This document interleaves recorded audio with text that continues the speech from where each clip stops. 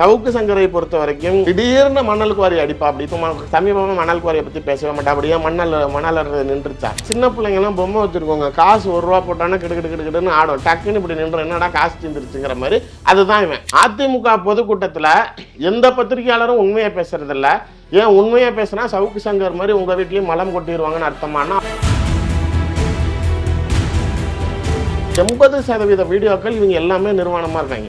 இவர்களுக்கு ரொம்ப பிடித்த சம்பவமே பெண்களை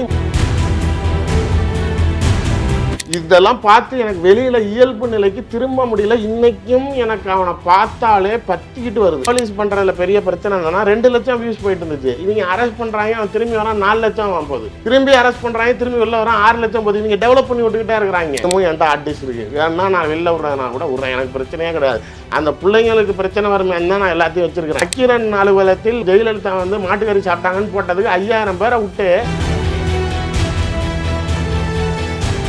எடப்பாடி சிஎம் ஆகி இவன்லாம் சர்வாதிகாரமாயிட்டானா என்னோட HIV பேஷண்ட் ரிப்போர்ட்டை வெளில விட்டலன்னு சொல்லி வேணும்னே அவன் உடம்புல இருந்து ரத்தம் எடுத்துட்டு வந்து என் உடம்புல ஏற்றினாலும் ஏற்றுவான் அவன்.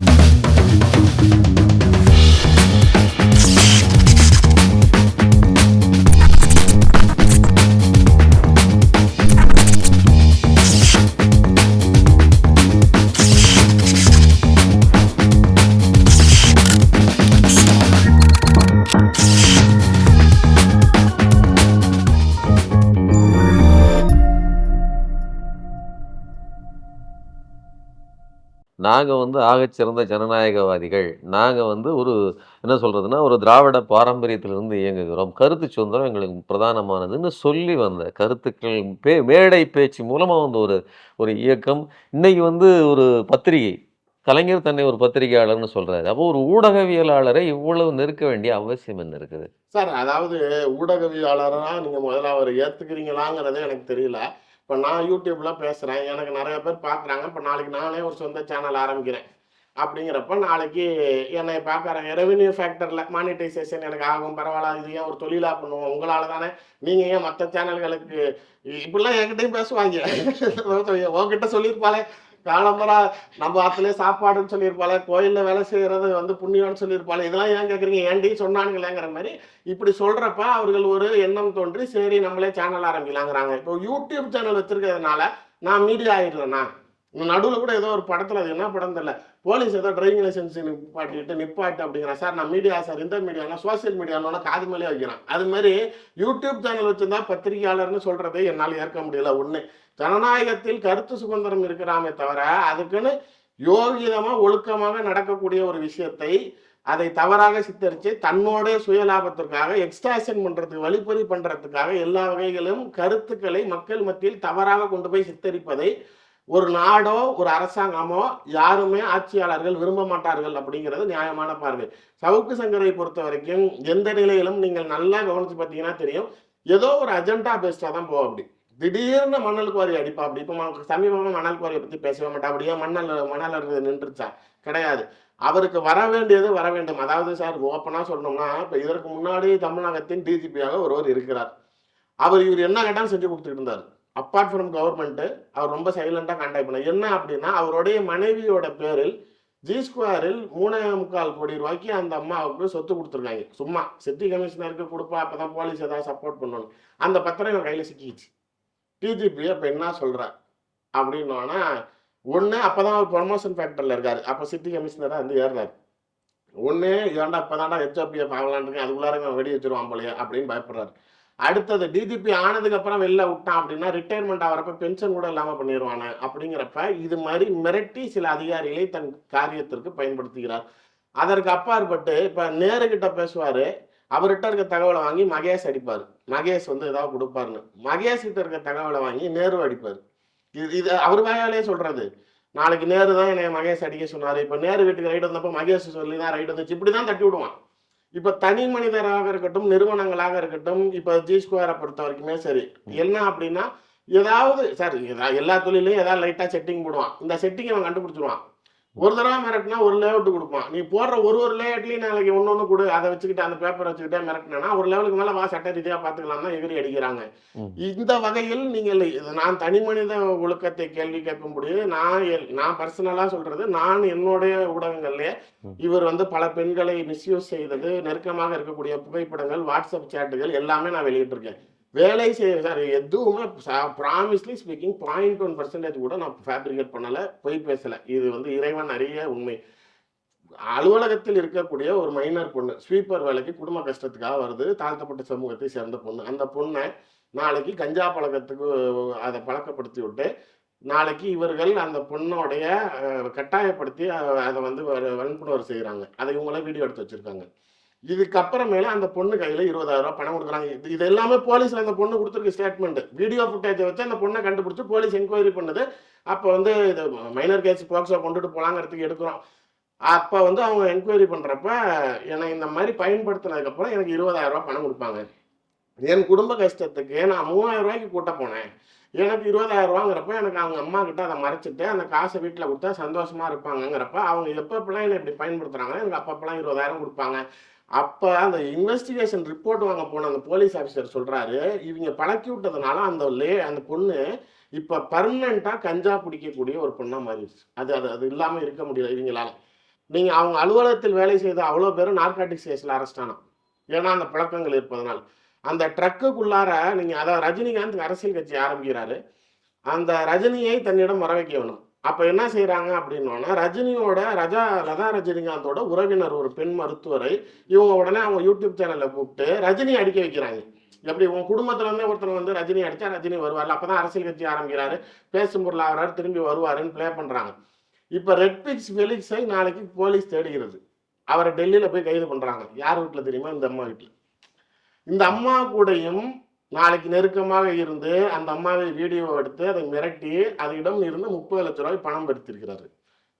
வேலைக்கு வர பிள்ளைங்க நாளைக்கு ஆப்ளிகேஷனுக்கு வராதுங்க, நாளைக்கு ஒரு யூடியூபராக இருக்கிறான் அரசாங்கத்தை ஏற்று கேட்குறான்னு அந்த வெளி தோற்றத்தில் வராதுங்க. இதுங்க எல்லாத்தையும் மிஸ்யூஸ் பண்ணுறான்னு பார்த்தா எல்லாருமே எதுக்கு சொல்லுவோம்?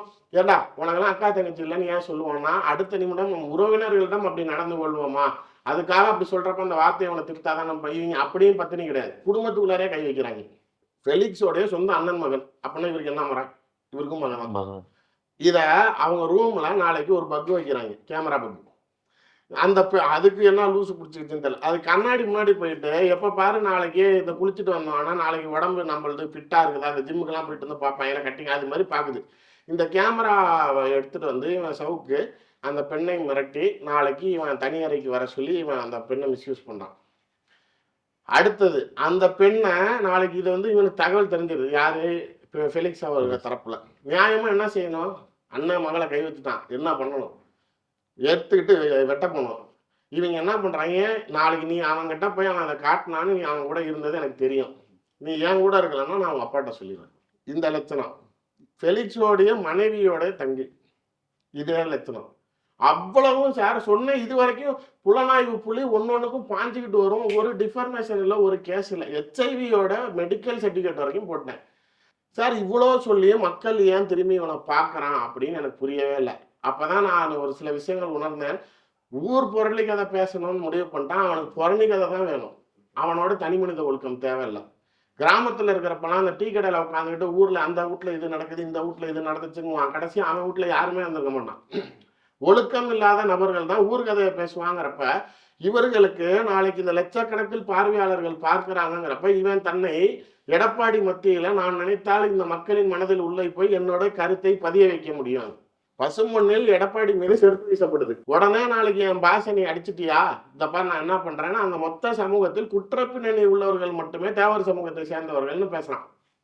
உனக்கு உடனே அந்த அஜெண்டா. இதே ஆளு திடீர்னு ஒரு சமயத்துல நிர்மலா சீதாராமனை அடிக்கடி SP வேலுமணி போய் சந்திச்சு ஒரு சூழ்நிலையில அவரை முதலமைச்சரா கையில எடுக்கலாமான்னு பிஜேபி யோசிச்சுது. அந்த சமயத்துல எடப்பாடி வேஸ்ட், இது டம்மி பீஸு, அவன் தான் நிழல் முதலமைச்சர், அவனாலதான் ஆட்சி 4 வருஷம் ஓடிச்சு, SP வேலுமணினால கோயம்புத்தூர்ல 10 சட்டமன்றமும் ஜெயிச்சுன்னு SP வேலுமணி வாழ்ந்தாங்க.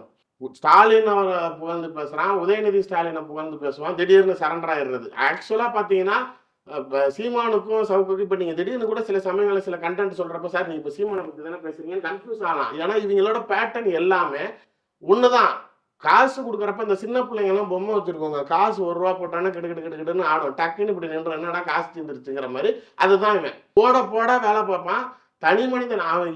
அதாவது சுனில் கனுகோலை நம்பலாம், பிரசாந்த் கிஷோரை நம்பலாம், சவுக்கு சங்கரை நம்புறான் அப்படின்னா நாளைக்கு எடப்பாடியோடைய மூளை எந்த அளவுக்கு இருக்கு. இப்ப 2024 மாலதி நோட் பண்ணிக்கங்க, இந்த தடவை ஏடிஎம்கே 25+ அப்படின்னா என்ன நடந்துச்சு.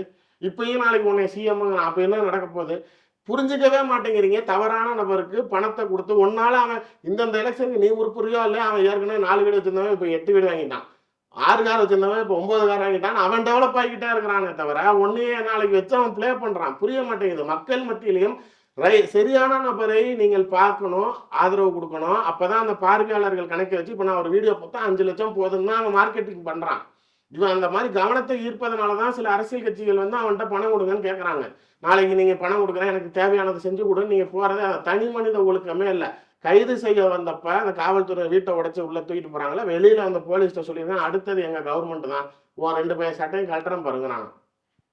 இன்னைக்கு எடப்பாடி ஒரு அதிமுக பொதுச் செயலாளர் வந்துட்டு 4 அரசியல் மேடையில சவுக்கு சங்கர் சொன்னாருன்னு சொல்லி இதுக்கு முதலமைச்சர் பதில் சொல்லுவாரான்னு நாளைக்கு கேள்வி எழுப்புறாரு.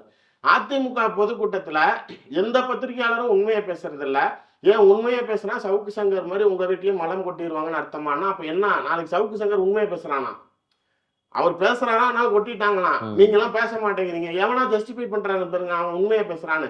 தனிநபர்களை தாக்கி, தொழிலதிபர்களை தாக்கி ஆதாயம் அடைவது, அரசியல்வாதிகளிடம் கலவரம் செய்து நாளைக்கு தேர்தல் வரும் வரை இந்த அமைச்சர்கிட்ட இருந்து அந்த அமைச்சரை போட்டு வர்றது, அந்த அமைச்சர்கிட்ட இருந்து இந்த அமைச்சரை போட்டு வர்றது, பெரிய ஒரு இப்படி தோற்றம் கொடுப்பாருன்னா ரமணா படத்தோடைய விஜயகாந்த் மாதிரி தமிழ்நாட்டில் இருக்கிற எல்லா அலுவலகத்திலையும் எனக்கு சோர்ஸ் இருக்குது. எங்க யாரு இன்னைக்கு காலையில முதலமைச்சர் பல்லு விளக்காம போனாலும் தெரிஞ்சிடும், பல்லு விளக்காம செக்ரட்டரியேட் போனாலும் எனக்கு தெரிஞ்சிடும் மாதிரி பேசுறான். மக்கள் நாளைக்கு நானே சில பேர்ட்ட கேட்பேன், சார் எப்படி சார் இவ்வளவு தூரம்? எனக்கு உண்மையிலேயே நான் ஓப்பனா சொல்லணும்னா, நான் என்னிடம் கொடுத்த சோர்ஸ் இந்த மெட்டீரியல்லாம் ஏன்னா ஒரு 4 நாள் ஒரு ஹோட்டல் ரூம்ல தங்க வச்சுட்டாங்க. ஏன்னா என்கிட்ட இருக்கிற போனு எடுத்துட்டாங்க. அப்போ கம்ப்ளீட்டா எனக்கு 72 மணி நேரம் ஆடியோ அவன் அந்த வாக்குமூலம் கொடுத்தது அதெல்லாம் கேட்க வைக்கிறாங்க, மற்ற ஃபுட்டேஜ் எல்லாம் பார்க்குறாங்க. நீங்க ப்ராமிஸா நம்ப மாட்டீங்க. எனக்கு அதுக்கப்புறம் ஒரு 10 நாள் இயல்பாவே நான் இல்லை. என் வீட்லயே என்னாச்சு ஏங்குறாங்க, அவங்ககிட்ட சொல்ல முடியல. எனக்கு அந்த வீடியோக்கள், அந்த அலறல்கள் இதே மாதிரிதான் ஒரு 80% வீடியோக்கள் இவங்க எல்லாமே நிர்வாணமா இருக்காங்க. இவர்களுக்கு ரொம்ப பிடித்த சம்பவமே பெண்களை முட்டி போட வைத்து அடித்து அவர்கள் கதறும் போது அந்த ஒரு உணர்ச்சியில தான் இவங்களுக்கு வந்து உண்மையிலேயே அவர்களுக்கு அந்த காம எண்ணங்கள் தோன்றுகிறது. பத்திரிகையாளர் ஒருவங்க கம்யூனிஸ்ட் கட்சி, அவங்க பேர் சொல்ல விரும்பல, அவங்க வந்து இவர் ஒரு நூலே எழுதியிருக்காங்க. இவன் வந்து இவனை இந்த அம்மா என்னென்ன பண்ணான்னு. அந்த அம்மாவோடைய வீடியோ ஃபுட்டேஜும் அதுல இருக்குது. அவங்கள அவ்வளோ டார்ச்சர் பண்றாங்க 2 பேரும் சேர்ந்துக்கிட்டு. மாறி மாறி எல்லாமே குரூப் செக்ஸ் தான். இதெல்லாம் பார்த்து எனக்கு வெளியில இயல்பு நிலைக்கு திரும்ப முடியல. இன்னைக்கும் எனக்கு அவனை பார்த்தாலே பத்திக்கிட்டு வருது. குடும்பம் வரைக்கும் கை வைக்கிறவனுக்கெல்லாம் என்ன HIV வச்சிருக்க, நாளைக்கு இவ்வளவு பேர்ட்ட சொல்லாம கொள்ளாம இருக்கிற, நாளைக்கு ஒரு விபச்சாரியா இருந்தா கூட நாளைக்கு வந்து படுக்கிறவர்கிட்ட நீ போய் படுத்து பரப்பி விட்டோன்னா அவன் ஊர் முழுக்க போய் எங்க படுப்பா. சின்ன பிள்ளைங்க, மைனர் பிள்ளைங்களை கை வைக்கிறா, நாளைக்கு அதுங்களுக்கு வாழ்க்கை இல்லையா, அதுங்களுக்கு பரவச்சுன்னா என்ன நிலை ஆகும்? உன் குடும்பத்துல இருக்க பிள்ளைங்களுக்கு பரப்பி விடுறீங்க, நாளைக்கு அதுக்கு ஒரு வாழ்க்கை அமைகிறப்ப என்ன ஆகும் அப்படிங்கிறப்ப எனக்கு இதெல்லாம் சீரியஸா சொல்லணும்னா இவர் என்னமோ என்ன பண்றாங்க கொடுமை பாருங்க மாலதி. இதெல்லாம் ஸ்டாலின் ஆட்சியில நடக்குது. நீ பேசுறப்ப இல்ல ஊழலை பத்தி பேசுறப்பலாம் எனக்கு ஏன்டா செருப்பு கட்டிட்டு அடிக்க நாயே, நீ எவ்வளவு அயோக்கியத்தனம் பண்ணிவிட்டு அவங்க அயோக்கியத்தனம் பண்றாங்கன்னு பேசுறா. இப்ப திமுக இவர்களை அடிச்சுன்னா நாளைக்கு ஜனநாயக குறைவிலையை நடிக்கிறாங்க, இவங்க வந்து கொடுங்கோலாட்சி புரியுறாங்கன்னு பேசுற நீனு. ஆனா இதே சமயத்துல நாளைக்கு பிஜேபி அடிக்குதுன்னா அரசியல்னா அப்படிதான் பண்ணுவாங்க, வந்து கையை கட்டிட்டு நில்லு, அப்ப கூட்டணிக்கு வா அப்படின்னு பேசுற. நீ தமிழ்நாடுல இருக்கக்கூடிய நீதிபதிகள் வந்து ஓஏக்களை வேற வகையில் மிஸ்யூஸ் செய்கிறார்கள்னு பேசுற. நீதித்துறை, காவல்துறையில இருக்கக்கூடிய பெண் காவலர்கள் அவ்வளவு பேரும் சீனியர் ஆஃபீஸரை அட்ஜஸ்ட் பண்ணி தான், எல்லாருமே ஒருத்தர் 2 பேர்லாம் இல்லை, எல்லாருமே அட்ஜஸ்ட் பண்ணி தான் இருக்கிறாங்கிற. எவ்வளோ கடுமையான ஸ்டேட்மெண்ட், தனி மனித ஒழுக்கம் இல்லை, அவ்வளோ கேவலமான விஷயங்கள். இவர்கள் கையில் ஆட்சி இருந்தால், நான் ஓப்பனா ஒரு IPS ஆஃபீஸர்ட்டே சொன்னேன், நாளைக்கு அவன் எடப்பாடி சிஎம் ஆகி இவன்லாம் சர்வாதிகாரம் ஆயிட்டானா என்னோட HIV பேஷண்ட் ரிப்போர்ட்டை வெளில விட்டலன்னு சொல்லி வேணும்னே அவன் உடம்புல இருந்து ரத்தம் எடுத்துட்டு வந்து என் உடம்புல ஏத்தனாலும் ஏத்துவான் அவன். இந்த மாதிரியான ஆட்கள் பின்புலத்தில் இருக்கிறப்ப இவர்கள் இன்னைக்கே ஆக்டோபஸ் கைகளை விரித்திருக்கும் போதே நாளைக்கு எனக்கு திமுக எல்லாம் வருத்தம், என்னடா உருப்படியா ஒரு விஷயம் செய்ய மாட்டேங்கிறீங்க, தூக்கிட்டு போய் வச்சு உரிக்காம என்ன பாயிரப்போகுது. நக்கீரன் அலுவலகத்தில் மாமிசம் ஜெயலலிதா வந்து மாட்டுக்கறி சாப்பிட்டாங்கன்னு போட்டதுக்கு 5000 பேரை விட்டு அந்த அம்மா அடிச்சு வளர்மதி கூப்பிட்றப்ப நக்கீரன் கோபால் செத்துட்டாரான்னு தான் கேட்டுச்சான். அந்த அம்மா எடுத்தோன்னு அடிச்சு நொறுக்குங்க, ஜனநாயகமே கேள்விக்குறியாச்சு. அந்த மாதிரி அதெல்லாம் தேவையில்லையா? இவ்வளவு பேச்சு பேசுறான் ஒற்றை நபர். நாளைக்கு ஒரு யூடியூப் வச்சுக்கிட்டு நாளைக்கு ஆனால் ஆட்சியாளர்கள் நீங்க கண்டுக்க மாட்டேங்கிறீங்க. இப்பயுமே எனக்கு தெரிஞ்ச வரைக்கும் அவனை இவ்வளவு தூரம் டைட் பண்றதெல்லாம் அதிகாரிகள் பண்றது. ஏன்னா இவர் போட்டுக்கிட்டு வேணும்னு இந்த ஆபீசர்ஸே அடிச்சிருக்காங்க. ஆபீசர்கள் அடிக்கிறதுல என்னன்னா, ஒருத்தன் அடிச்சா சார் என்கிட்டயே நிறைய ஆபீசர்ஸ் சொல்லுவாங்க, என்னை அடிச்சான், நான் ஒரு தடவை அவன் வேற சோர்ஸ்ல பிடிச்சி அவனுக்கு என்ன வேணும்னு கேளுங்கன்னா, அப்புறம் நம்மகிட்ட நல்லா ஆயிட்டான், சில தகவல்கள் கேட்பான், நான் கொடுக்குறேன். இதுதான் வேலை. அதிகாரிகளை மிரட்டுவது, நிறுவனங்களை மிரட்டுவது, அரசியல்வாதிகளை மிரட்டுவது. அதுதான் இப்ப வேல்முருகன் சொல்றாரு, you can threaten, you can blackmail the judges அப்படிங்கிறது. நீ மற்றவன்ட்ட பண்ண மாதிரி நீ என்கிட்ட பண்ண முடியாது, நான் வா பார்த்துக்கலாம் அப்படின்னு தான் நிற்கிறாரு. வெளியில யூடியூப்ல வீரவசனம் பேசிக்கிட்டு வசனம் பேசிக்கிட்டு சார் நான் என்ன சொல்றேன், வெளியில போலீஸ் வந்துருச்சு, கைதுங்கிறாங்க, வக்கீல் வரட்டோன்னா அவங்க இன்வெஸ்டிகேஷன் ஆஃபீஸர்கிட்ட கேட்டால் 3 வக்கீல் வந்தானா. வரான் சார் கேட்குறான், இருங்க வரேன், சீனியரை கூப்பிட்டு வரான்னு போகிறான், திரும்பி வரான், இன்னொருத்தன் வரான், போயிட்டே இருக்காங்க, கதை திறக்க மாட்டேங்கிறான்.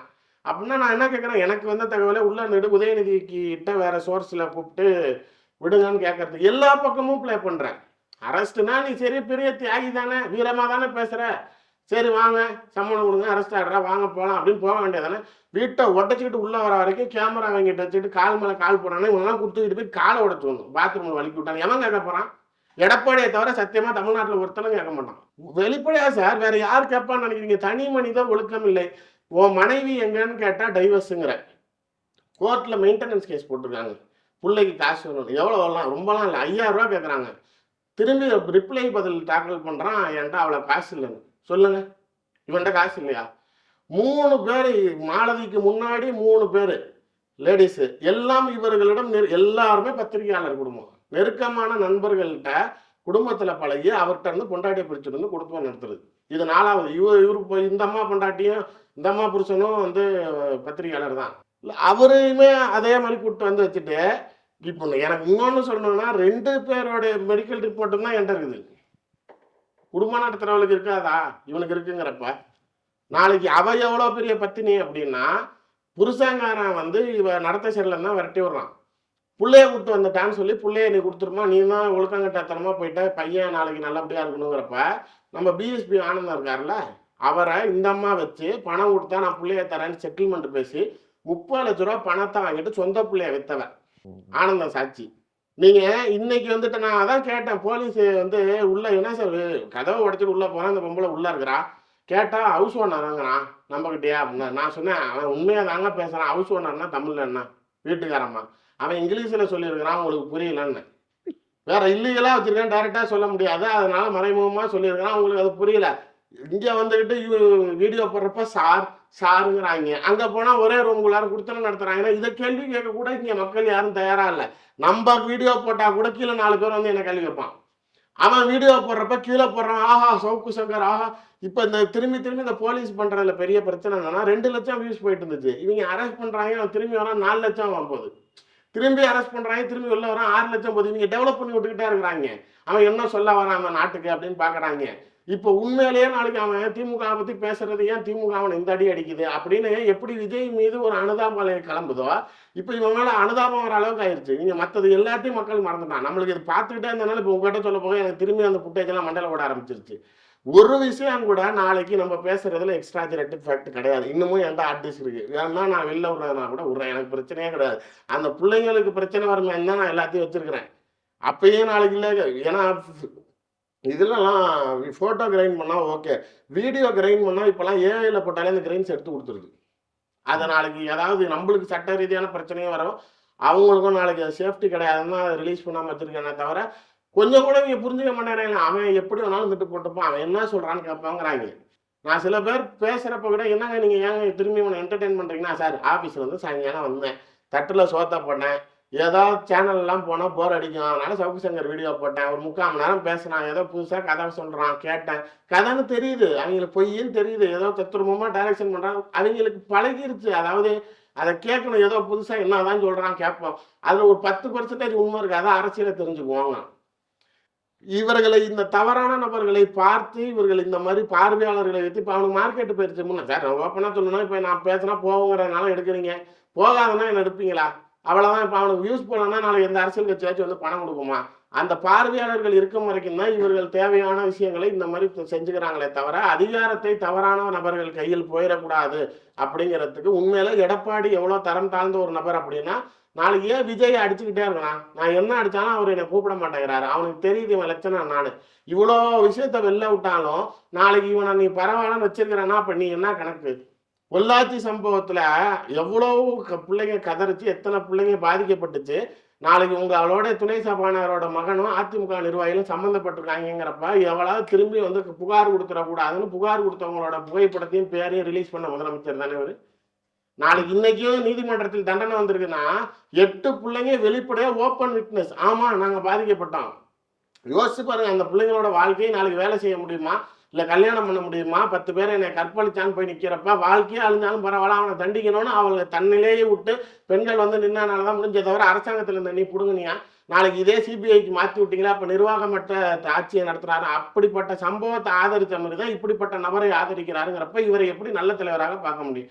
நீ என்ன பண்ணாலும் பரவாயில்ல, எனக்கு இந்த நாற்காலி வேணும், நான் சிஎம் ஆகணும் அப்படிங்கிற ஒரு பார்வையில் இருக்கக்கூடியவர்களை எப்படி இவனையோ இல்லை அவரையோ நம்ம ஆதரிக்க முடியுங்கிறதான் பார்வையா இருக்குது. நான் இந்த வீடியோ மூலமாகவும் தயவு செய்து கேட்டுக்கொள்கிறேன். இப்போ கண்டிப்பா வேல்முருகனை கண்டிப்பா இவனோட பெயிலை டிஸ்மிஸ் பண்ணுவார்.